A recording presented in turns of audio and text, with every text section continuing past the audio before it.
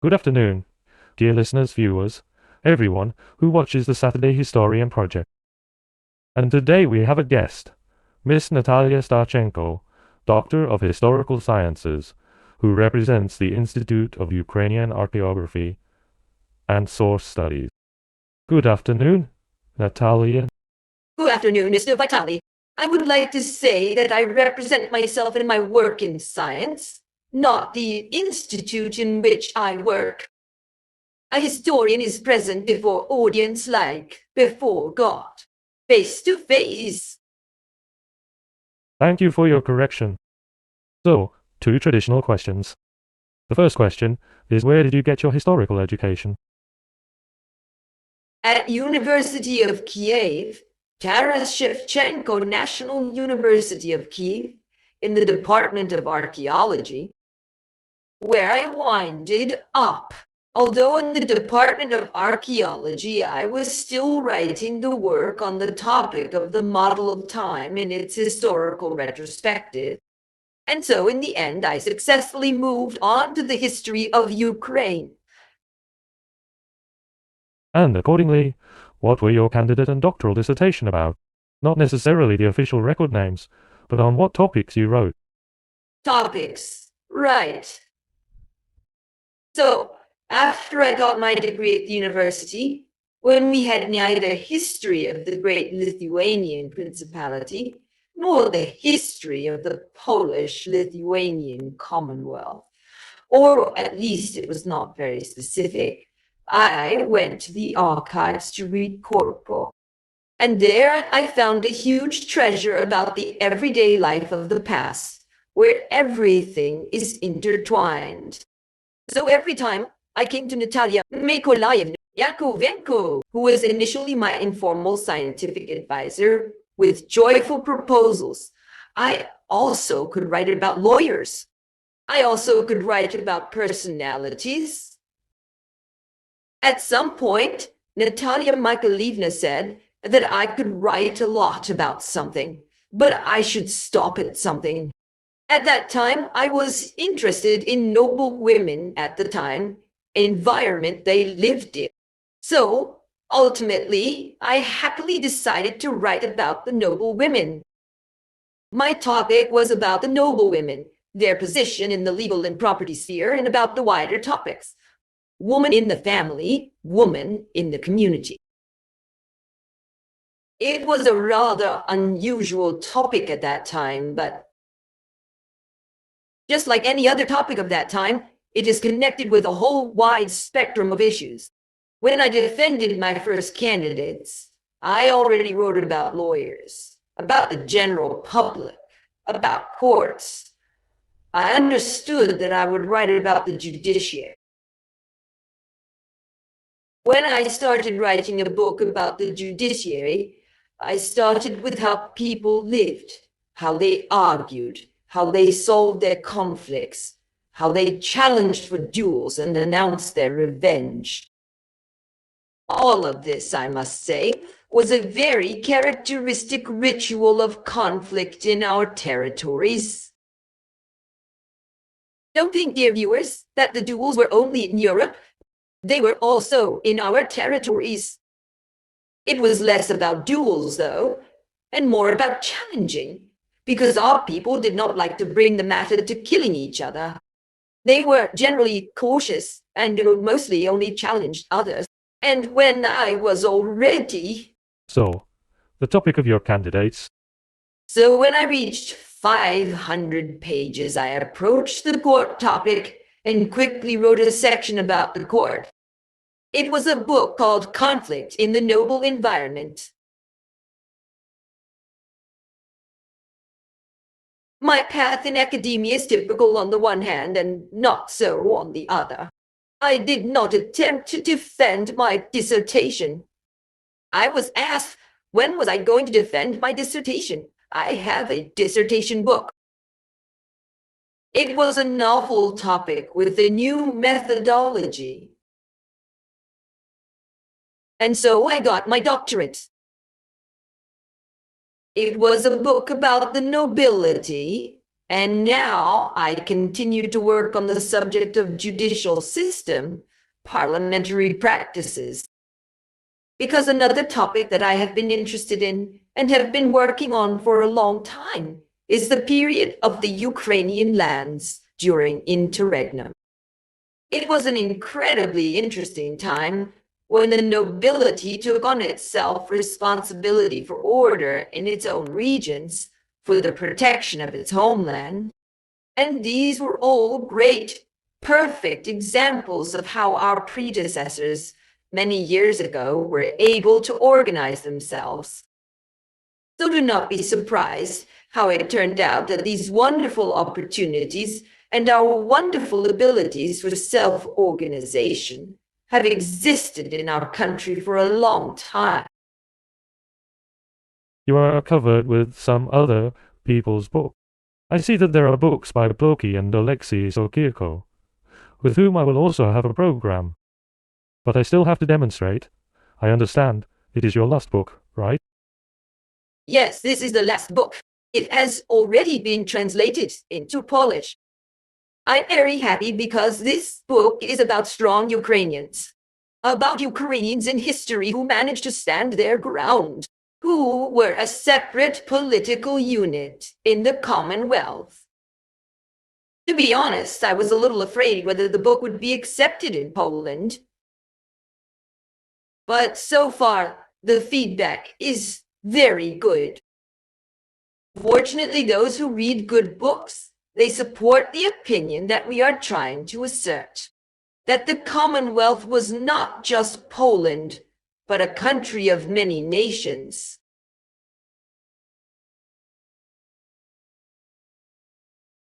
What is Ukraine? And who are Ukrainians?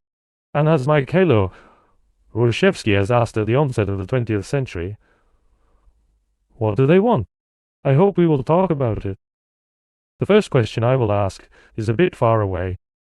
The modern understanding of the state was formed by lawyers in the 19th century. But we understand that the understanding of the state in the late Middle Ages and early modern age was not as we understand it now. And as a blogger who talks about historical topics with Russians, it was sometimes very difficult to explain to Russian colleagues what a state was like in the late Middle Ages and early modern age. Could you name any characteristics of such an entity? What were the states back then like? We are used to territories, to the system of governance, to the monopoly on violence, only on the part of the state, and so on. We can name some categories for the modern state. What was the statehood in Central and Eastern Europe, in the late Middle Ages and early modern age?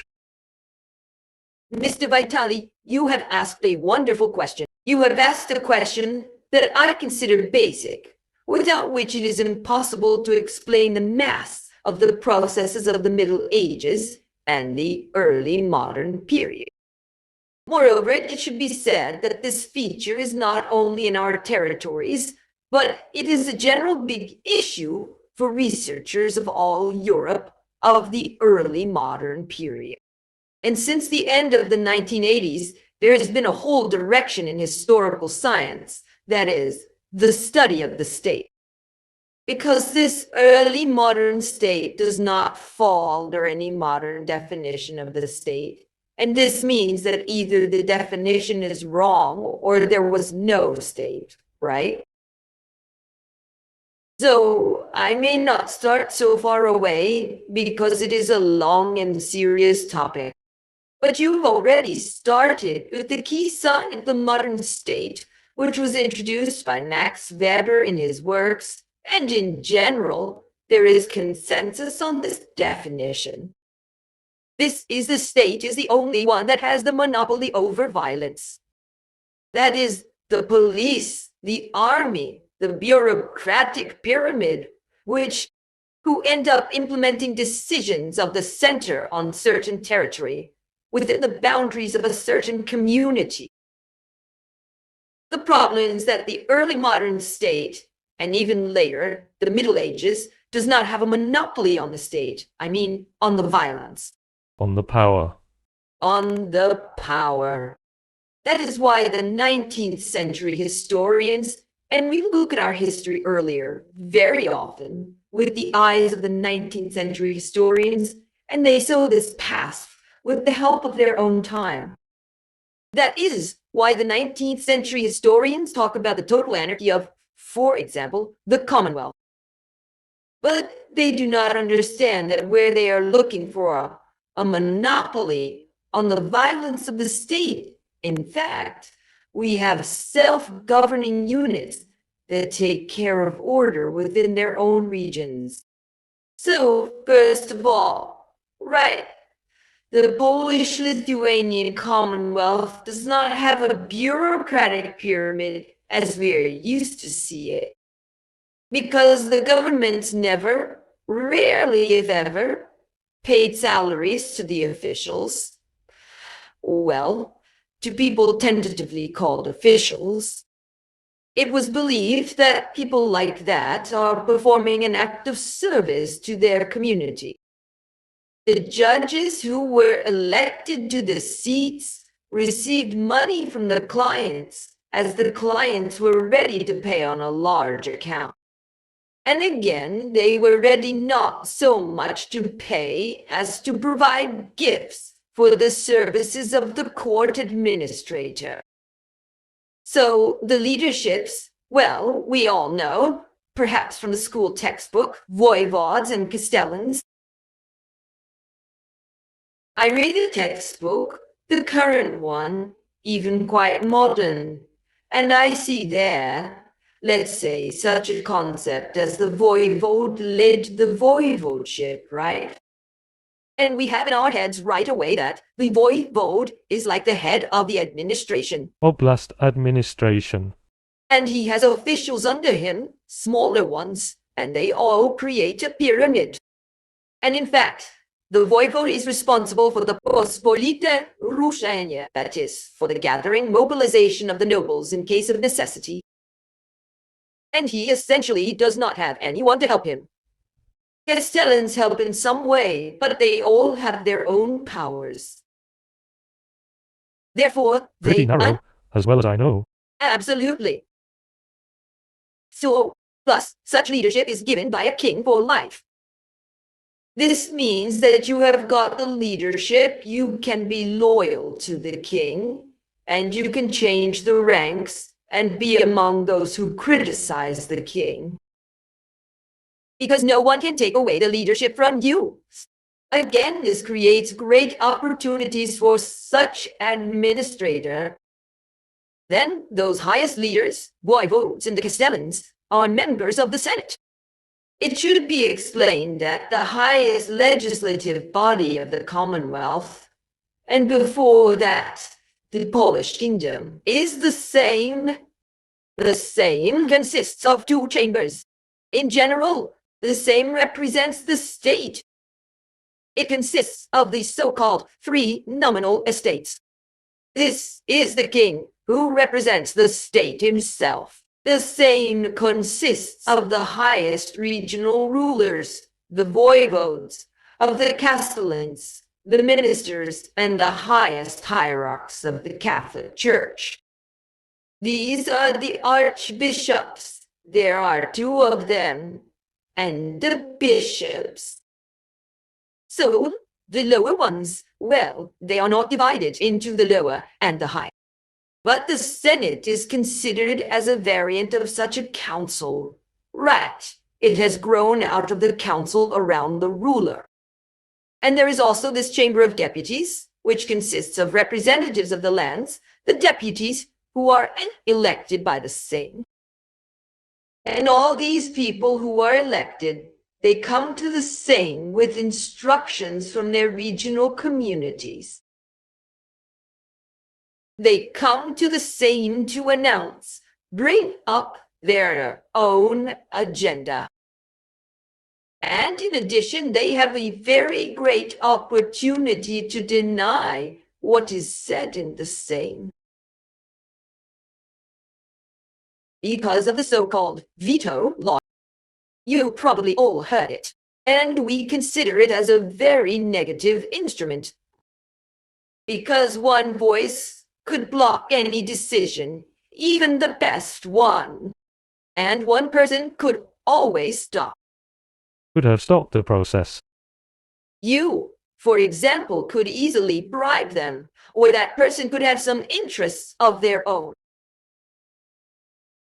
It seems to us that this is very bad.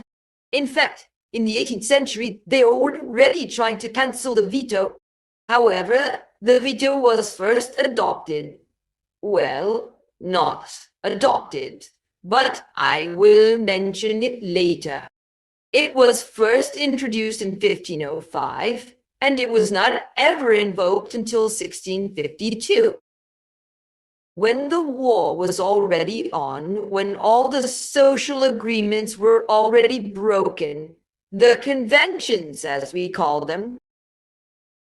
So, for 147 years, people have been trying to use the right to veto in such a way to ensure the opportunities for minorities to get their own.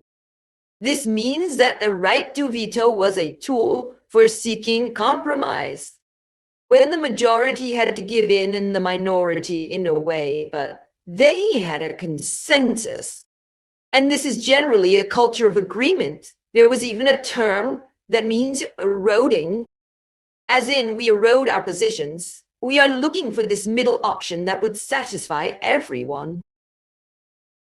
So the deputies who are on the Seine from some region may not agree with the resolution, let's say, which is adopted by the entire state. And what then? Is there no possibility to accept this resolution whatsoever? No. The ambassadors exclude this voivodeship that denies the general resolution.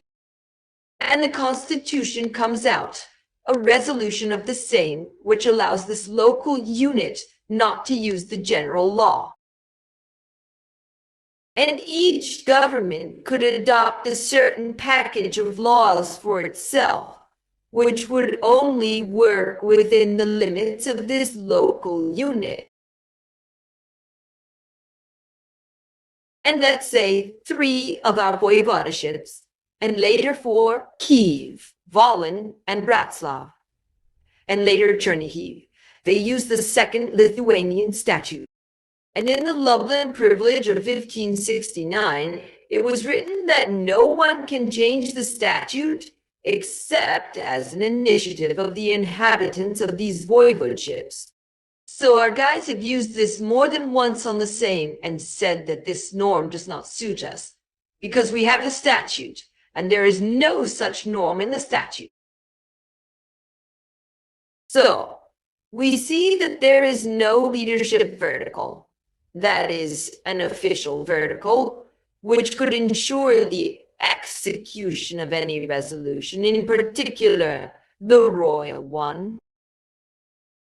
Secondly, the king himself cannot accept practically any resolution because he needs to obtain an agreement with the Seine. And this constitution of 1505, that is, the resolution of the Radom Seine, provided for the introduction of a principle which is nothing about us without us. That is, we often use this, right? And now we say nothing about Ukraine without Ukraine. This is the principle that has been living up to today. And he predicted, in fact, that no resolution can be adopted without the deputies of this Parliament of Representatives. That is, we see the independence of certain governments. And King Sigismund III said that every single voivodeship wants to be a commonwealth of its own. Commonwealth actually translates as republic from Polish. That is, every single voivodeship is a republic, res publica. And we really see that these republics have quite a lot of powers, and they can provide the needs of their republic, this local unit.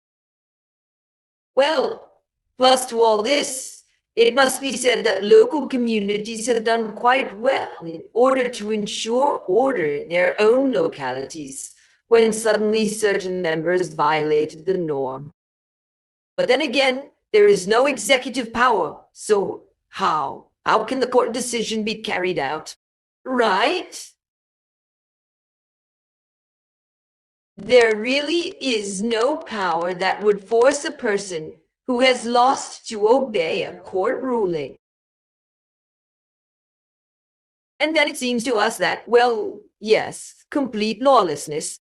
In fact, these functions were taken over by the community, which carefully monitored the maintenance of order.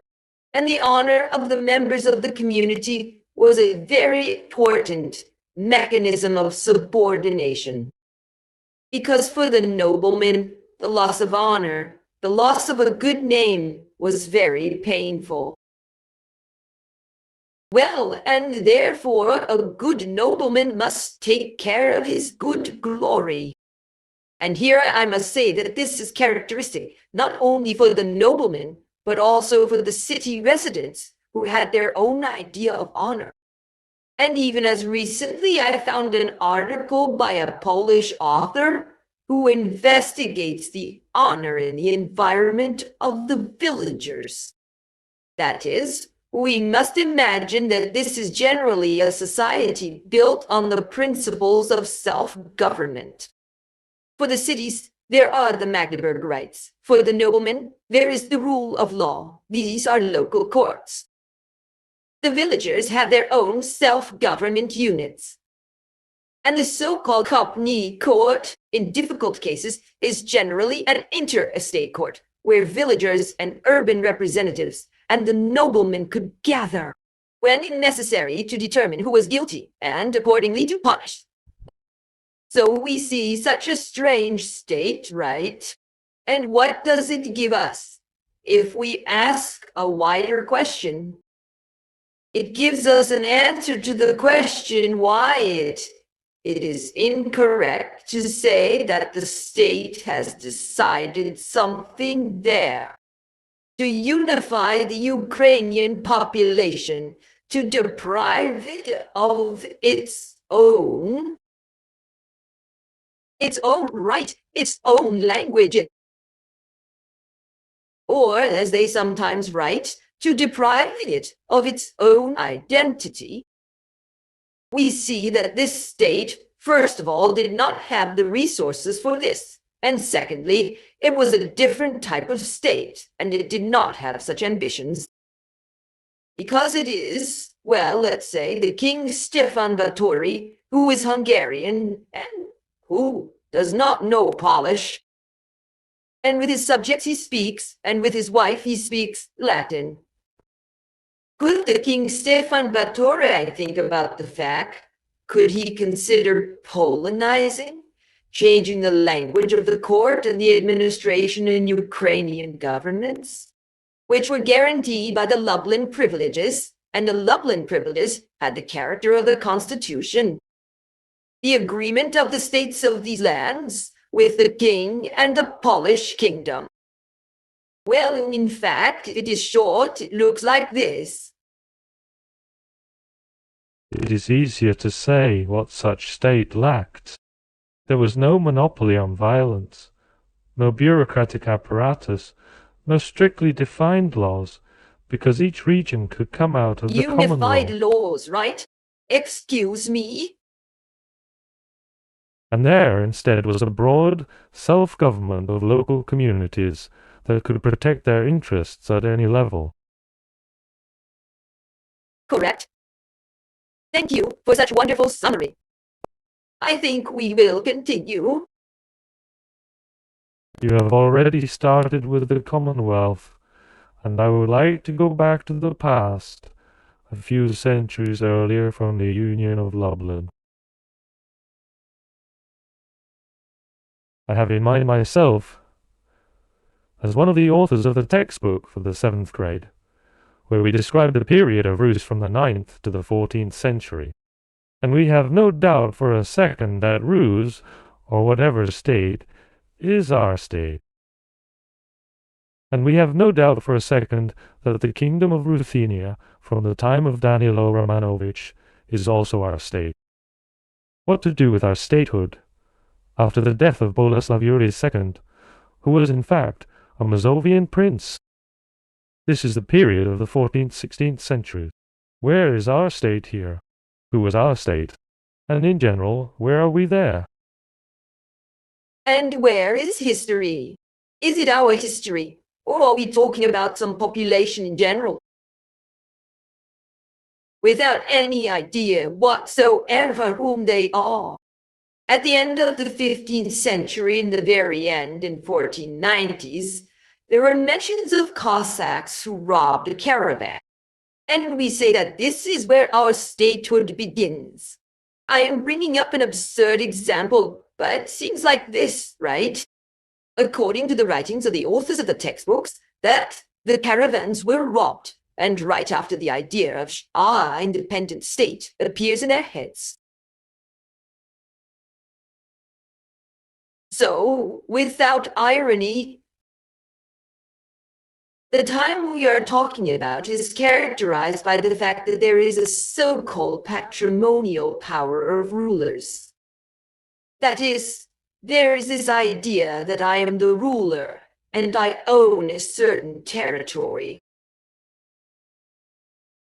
And so the matter of who will be my successor is either resolved by lineage or it's decided by successors themselves, who may not have, for example, a blood connection, but marital ties instead. Something like that, therefore. Miss Natalia, I have a question. Clarification. About the ruler, did he consider himself the owner of the territory, or the owner of the people who paid taxes to him? Because these are different things. Who do you think the owner considered himself to be? Was he the Emperor of France, or the Emperor of the French? As Napoleon said about himself. Or Nicholas II, who is the owner of the lands. The Russian ones. The Russian ones, right. So, it is clear that it was about the territory. But we must understand that there are no borders, right? With posts and so on. All of this is very tentative. And the population, as you rightly said, pays the tax. And this is essentially the entire relationship between the owner and his subjects. This loyalty is what is found in the payment of taxes. And our lands, which are undoubtedly, we have no doubt about those lands belonging to our history as a result of family disputes.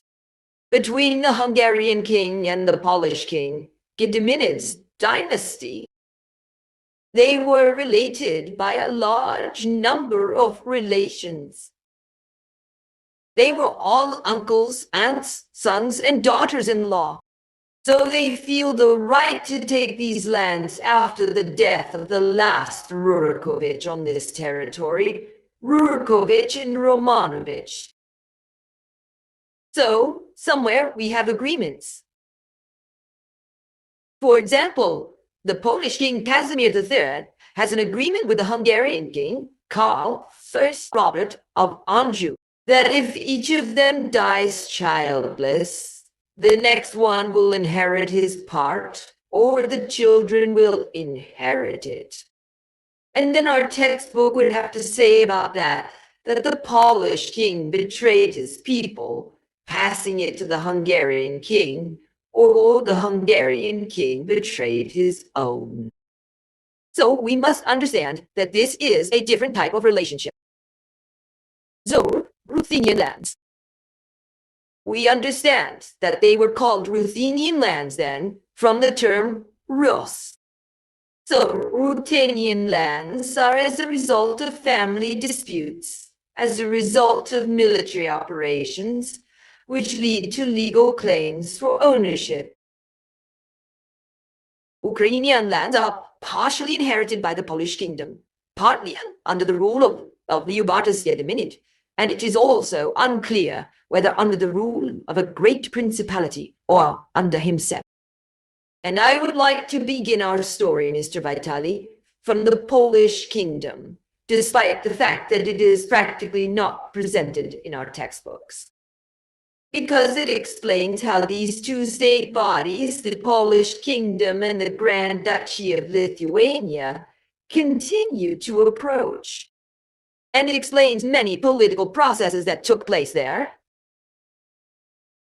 So, Ukrainian lands, after being absorbed by Polish Kingdom, they are not incorporated into the Polish Kingdom itself, but they are inherited by Casimir III. It's like a domain of Casimir III. Domain, yes. He sends his deputies there, but does not change anything. So, people lived as they did before, paid taxes as they did before, and kept paying the same amount. On the other hand, in the rest of the territories of the Polish Kingdom, very interesting processes take place. Because Casimir III dies childless, his part is obtained by the Hungarian king. Then the Ukrainian lands become the property of the Hungarian king, who sends his deputies, but yet again does not change anything. But the Hungarian king, Louis I, has 3 daughters. It's like in the fairy tale. But only a man can inherit. This is the basis of Casimir's agreement with Karl I Robert. And then Louis agrees with the Polish nobility that they will accept his daughter as queen. And in return, he grants them privileges. You could say it's the first deal of a king with a political nation. Shady dealings. It is interesting that this idea of the kingdom not as the property of the king, but as a territorial unit is born, where a political nation endowed with the right to participate in political life and solve some issues together with the king. We see a political nation appear that is, by and large, next to the king, and it can say that it is the state. So in 1374, privilege of Koszyce, he liberates the nobility from all taxes. For example, the repair of castles, the construction of castles, the maintenance of the royal envoys, the maintenance of the king, who is traveling the territory. It is the time of the wandering rulers. And the following obligations remain. The constant state tax on land, the service of the saber, that is military mobilization in case of need, but only to protect own country. And if the king suddenly wants to fight somewhere beyond the borders of the Polish kingdom, then he must hire the nobles. He must pay them. He should use his own money. Yes, exactly. Exactly. And before he gets more taxes, he has to make an agreement with the nobility, which means he has to promise them something. He has to bail out his captives at the expense of his money if they get captured in such expeditions. And the nobility also has another duty which is symbolic. Whenever they go to court, they appeal to the ruler. Well, I mean, the nobility is called to court on behalf of the ruler. This is a purely symbolic authority, because the king has the right to traditionally pardon and punish. And at the same time, our Ruthenian nobility has, according to the old custom, since the Ruthenian kingdom, the same taxes. What do you think the Polish nobility thinks? That it is necessary to be equal. And we come to the question that the textbook says, that the Polish judicial system, Polish rights, were introduced on Rus land. And this means Polonization. Yes, it was bad. And we started to suffer. And we started suffering. While in fact we were benefiting from this. We benefited, and for a good reason. The king did not want to give up his property to give it away and make these lands part of the country where other people are in charge. It must be said that at the beginning of the 15th century, the Polish kingdom already had the idea that the king, who is an elected figure, was an administrator. We choose him to ensure our interests. So the king did not want to equalize the Ruthenian nobility, the boyars, with Slachta because it wasn't beneficial to him. That's why Ruthenian nobility had to fight for their rights. And so 1320s era is a battle of the Ruthenian nobility, a very interesting one. We do not have time for details, but it is very interesting. The Ruthenian nobility, along with the rest of the inhabitants, began to not fight for the equal rights with the rest of the political population, but to get more than that from Władysław JDO, together with others. These are very important privileges. These are privileges that can be equated with Magna Carta Libertatum in England. Rights of English barons. I'm just saying this for the viewers to understand. Yes.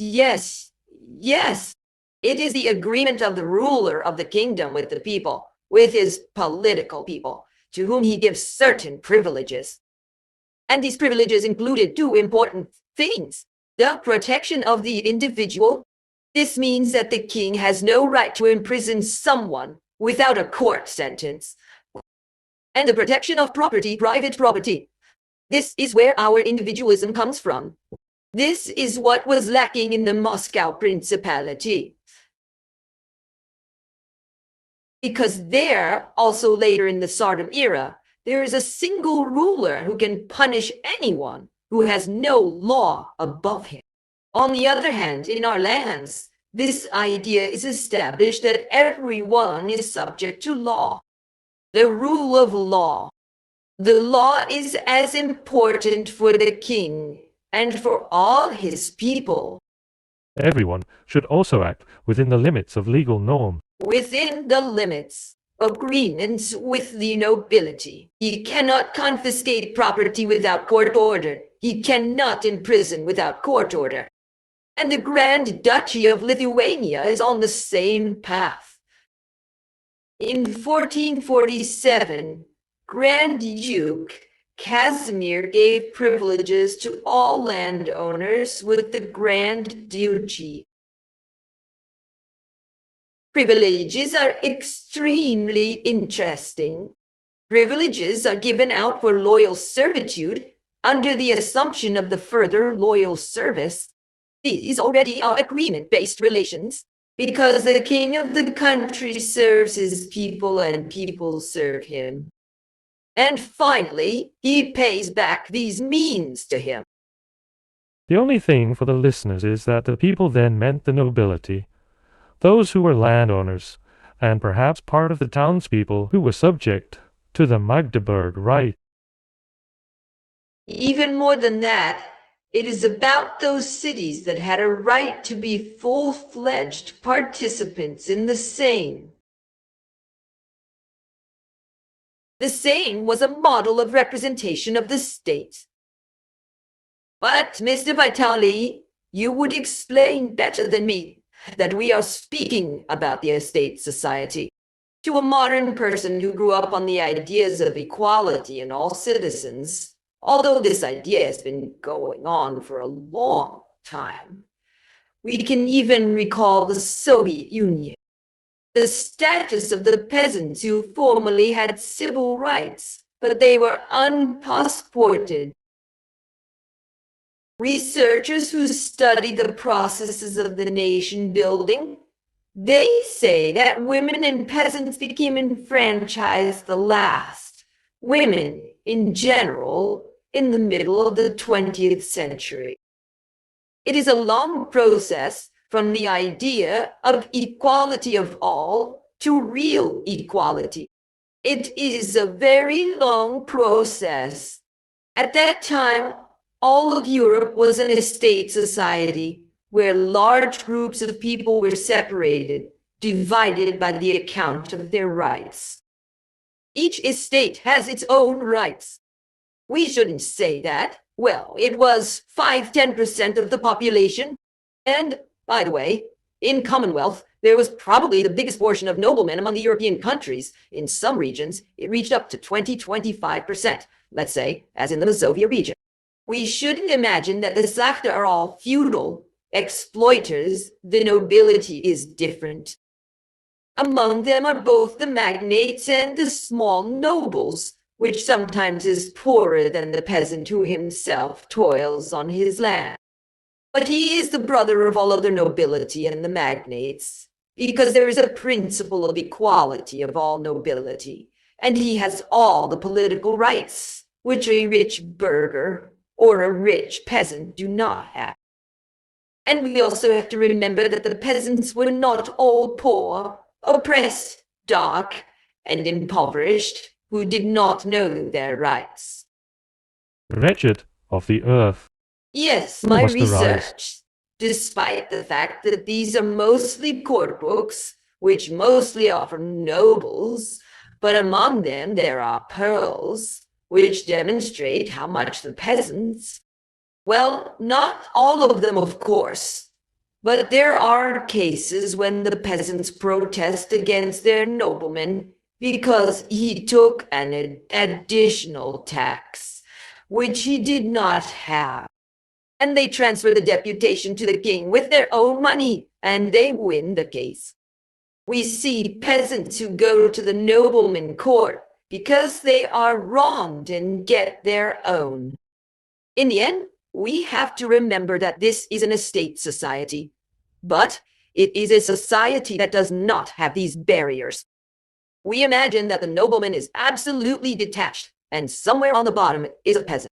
No, the nobleman can live next to the peasant, and a wronged noblewoman with her neighbor can run and complain to the peasant woman with whom she may be communicating every day.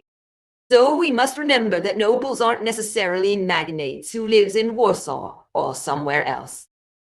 So this is an estate society, and we have to remember that what we consider the treasure of democracy, the protection of the person, the protection of property, and everything else is the actual achievement of the nobleman. All these achievements were then spread to all citizens. But if there were no noble achievements in Europe at that time, it is not known which way we would have gone and where we would have gone. So we must understand and remember this. We must remember that these rights are for 10% of the population. We must remember that we have come a step by step to the present.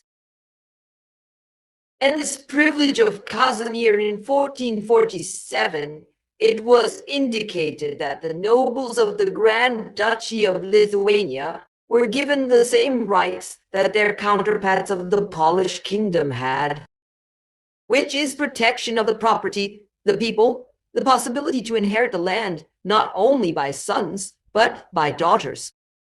And what is very touching, the possibility to travel beyond the borders of the country, not only for education, and educational travels are already a norm, but also for the service of other masters. That is, if there is no war between the two countries, then a nobleman from the Polish kingdom or the Grand Duchy of Lithuania can completely serve another ruler. This is not considered a betrayal, unlike in the Moscow Duchy. That is the departure I beyond just the wanted borders. to ask about that. The famous Ivan the Terrible's case of Andrei Kurbsky. Kurbsky. And many others. Yes, so if you are leaving the country, you are a traitor to the sovereign. So we see how Ruthenian lands in the 30s of the 15th century are already equal, but not out of the king's mercy, but through their own position. And it seems to me that this is very important for our history, because our history is beautiful if we look at it in the appropriate terms of that time. And it gives a lot of reasons for pride. let's say this Ruthenian nobility of the Polish kingdom did not disappear in the environment of the Polish nobility. It always kept its Ruthenianness. And in the kingdom of Poland, and then in the Commonwealth, there was a concept of the territory of Rus, which was changing. Let's say, in the Polish kingdom, there are 3 voivodeships, the Ruthenian, the Belz, and the Podolian. And such a lawyer, Jakub Czeluski, who in 1553 issued the Assembly of the Rights of the Polish Kingdom, he separately distinguishes the division of the Ruthenian principality. Not even just the province, but the principality. That is, everyone knows that behind this part stands this state tradition, stands this past, which we are talking about. It is interesting that, well, an incredibly interesting person is Stanislaw Orzechowski. Well, I think that viewers heard this name. It is known. But few people know that Stanislaw Orzechowski, an ethnic Pole, a Catholic, speaks about himself as Ruthenian, speaks about his Rus. And in addressing the Poles, says that the Ruthenian kingdom joined the Polish kingdom, attracted by its rights. Do not think that you could conquer it with a sword. Well, because there was this idea that Rus was conquered. And Orzechowski says, look around, look at your kingdom. You are on the Vistula and Carpathians, and you look at the divisions of the Ruthenian kingdom, and you see that Rus is a great country with great people. Do you think that you could conquer them? And Stanislaw Orzechowski, who is a Pole and a Catholic, invents Ruthenian genealogy for himself. He says that his mother is Ruthenian Jadwiga Boronecka, and says that his grandfather was an Orthodox priest. In fact, as Igor Smutov proved in his genealogical work, there is nothing like that. That is, a person doctored the Ruthenian genealogy for itself. And Orzechowski said, I, Ruthenian, am proud of this. And here we come to this idea of double identity. They are residents, citizens of the Polish kingdom, right? At the same time, they are from the Ruthenian people and from Rus. How did it come together? Stanislaw Orzechowski, in his letter to Ramunzia, his Italian address, explained everything perfectly. He says, we send our best young men to Padua every year. You call them Poles because they are, because the province of Rus, from which they come from, is the province of the Polish kingdom. But I want you to recognize the beauty, the moral wisdom of my people, that is the Rus people. We see how this identity, in fact, how solid it is, right? That is, where is the Ruthenian kingdom? And we see, even in the middle of the 16th century, people remember that they come from the ancient Rus. They have a tradition from the ancient Rus. And Orzechowski says that Rus adopted Christianity from Constantinople. That is, he thinks this Rus is defined in categories much wider than his Ruthenian voivodeship, right? And well, and later, this concept finally appears in the Commonwealth. And, you know, I'm really surprised how we missed it. Now, I'm constantly seeing Rus mentioned as such a geographical unit. I have a former student, Stepan Blinda, who is now in Cambridge. He is in postgraduate studies and is studying the Zamoyski Academy. And he says to me, Mrs. Natalia, how could we? Rus is here, Rus is here, Rus is here yet again. and Zamoyski, the first person after the king, a great chancellor and a hetman, right, of the Polish kingdom. And he opens in 1594 the Zamoyski Academy and writes in the will, I opened a university in Rus for Rus. He thinks of himself, and there is a testimony, he says, he thinks of himself as a part of this Rus community. That is, not without the fact that he thinks much more broadly of himself, right? A citizen number one in the Polish kingdom. But at the same time, he is reminded, by the way, at the end of the 16th century, when the Union of Brest was adopted. And Zamoyski is reminded of a certain Celale, right? The pseudonym of Martin Brunevsky, most likely. This is the first work from the side of the Orthodox, written by an Arian, or at least a Protestant, written to protect the Orthodox, where the author reminds Zamoyski of his Ruthenian roots, Orthodox roots.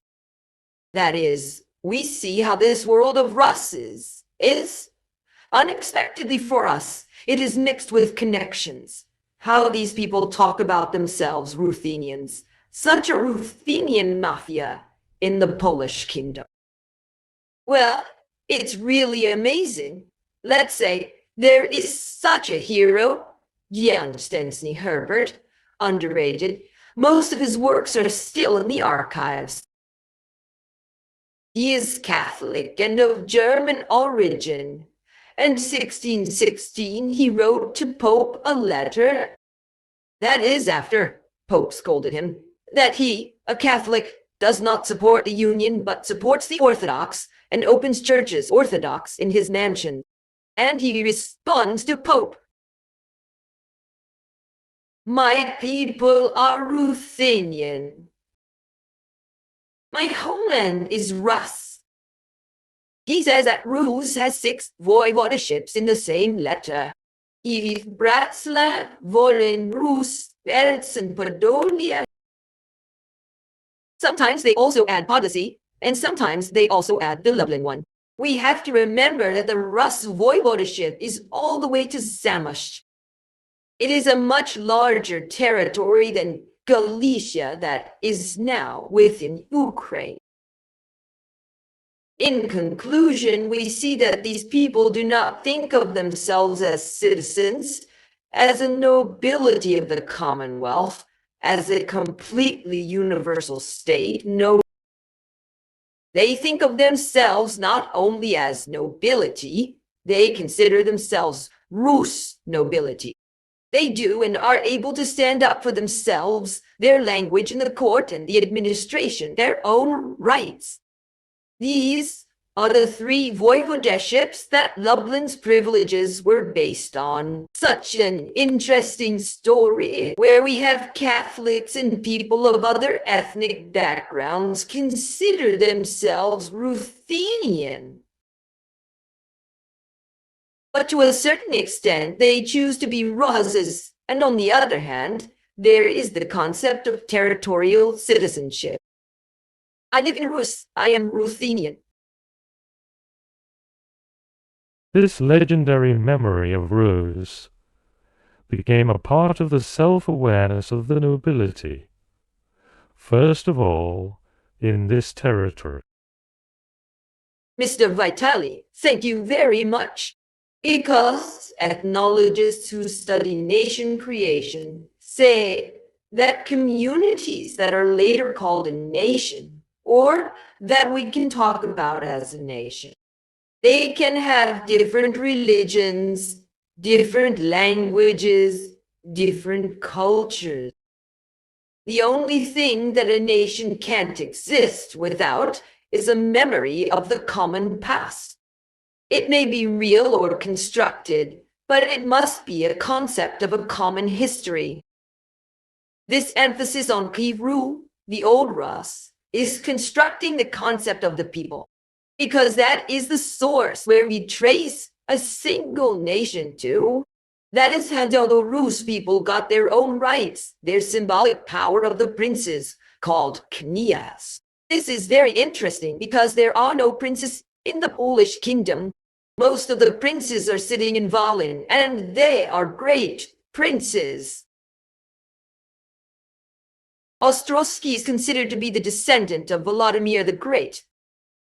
He draws this symbolic power. He draws it from the source, and this power spreads throughout Rus. Because it must be said that, again, for the imagination of that time, only the territory with the ruler can be sovereign. And if you don't have a ruler, then you are a province. And these people remember their past, and they have potential rulers. They have princes. They state this at the Lublin Sejm, that they have potential rulers. And this memory is very interesting because it is not supported by the Poles. In many texts of Polish authors, there is a reminder that they are from there. They once had a state. One of the authors is a foreigner, but he has, of course, informants who tell him everything. And this is probably the same school of Zamoyski, who says that they had an empire in the past. Only ruins and magnificent churches remained from it. That is, one of the very famous Polish authors, Edward Opolinski, is also interesting. And writing about the political culture of the nobility, he calls them Polish. But we know that it is not Polish, or Polish in another meaning, in the meaning of citizenship. He says that only those provinces were called państwo, a state, in which this state tradition was behind the shoulders. If it was just a territory, even if it had some signs of autonomy, it did not matter. On the contrary, in the Commonwealth, there was a common expression, Ruthenian state. The Ruthenian state, that is, it indicated that behind these regions, behind these governments, which are the states, there is a state tradition. That is, it was not really disputed. Everyone knows about it. Because, say, in 1648, when the war is already on and there is a very interesting document, a contemporary's account of the causes of the Cossack uprising, where the author probably, well, an anonymous author probably, he comes from somewhere, possibly from Catholic spirituality. He writes such an incredibly acute note about the fact that between Ruthenia and Poland, there was always a war. It was still going on in Kiev, Rus. That is, everyone knows about the fact that behind this territory, there is this ancient history. Ruthenians know, the Poles know, and I think this was seriously marked in the creation of this identity of its own, which was founded, as you correctly noted, above all, on the memory of our glorious past. On our language, our rights, that were very important because it is a sign of your subjectivity. There are rights, there are subjects. No rights means no subjects. And we have our rights, and they are so far away. They are received by us from those ancient princes, and the Polish princes have only confirmed them. And this can be read in several texts. We came not to the state, but with the state. And we came not to the people, but with the people. This is incredible.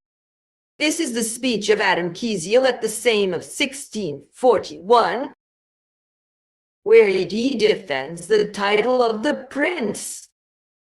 This is also interesting because, as I said, there are no princes in the Polish kingdom. They do not like it when some titles are given by foreign rulers. They are not real princes because princes must be born in the family of rulers, with the blood of rulers. There are no such titles in Poland. On the other hand, there are in Rus. And the question arises, let's cancel these titles. In fact, The precedent was to give the title to Ossolinsky, but they argued that there were the specific princes. And then the Ruthenian nobility begins to defend the titles. And it's not about princes.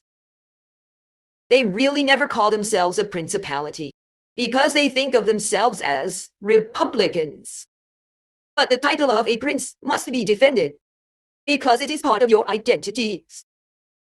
And then this beautiful phrase sounds, and also the incredible depth of the passage at the end of this speech of Adam Kiesiel, where he says, the Commonwealth, Rech Pospolita, we created this republic of three peoples, Polish, Lithuanian, Ruthenian, on the basis of the treaty. Our rights are ensured by the fact that we live in a free country, in the Republic. However, Ruthenian rights are violated. And so, if they are not restored, the Commonwealth will turn, as he says, into a simulacrum. That is, it will imitate the Republic, and then it will lose its value. And then we will destroy it. We will destroy you. And here too, right, this high level of our own identity is felt.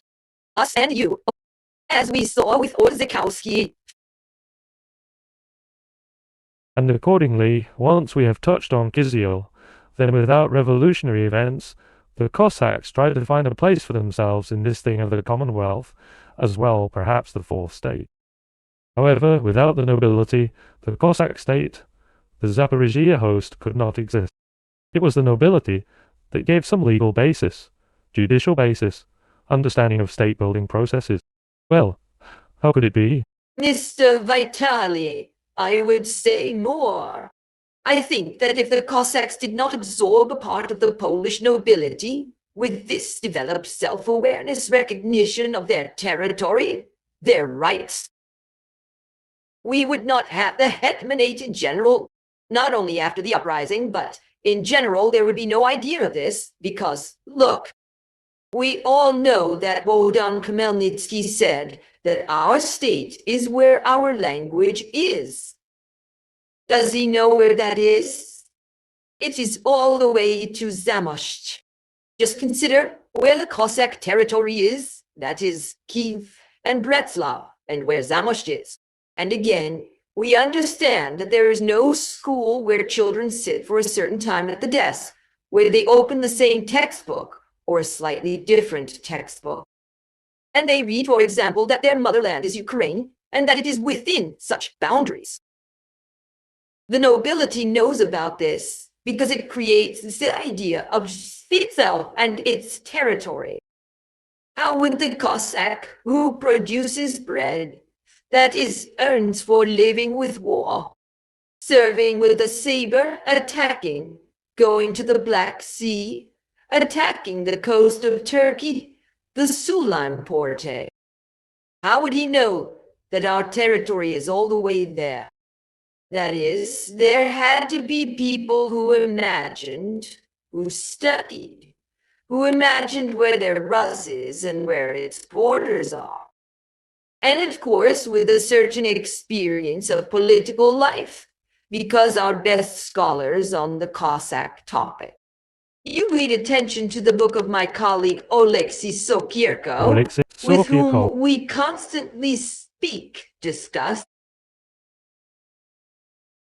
And he talks about this, and Viktor Horobets, author of many books, and they speak absolutely authoritatively, confirming this with sources, that the Hetmanate was created on the basis of the Commonwealth.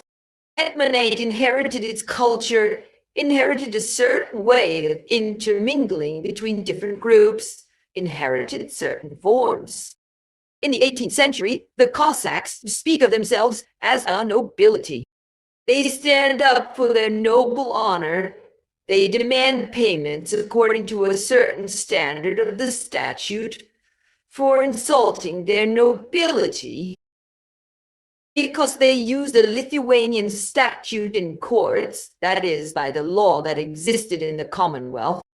And it was absolutely impossible in the Russian Empire for some part of it to be run by some different laws.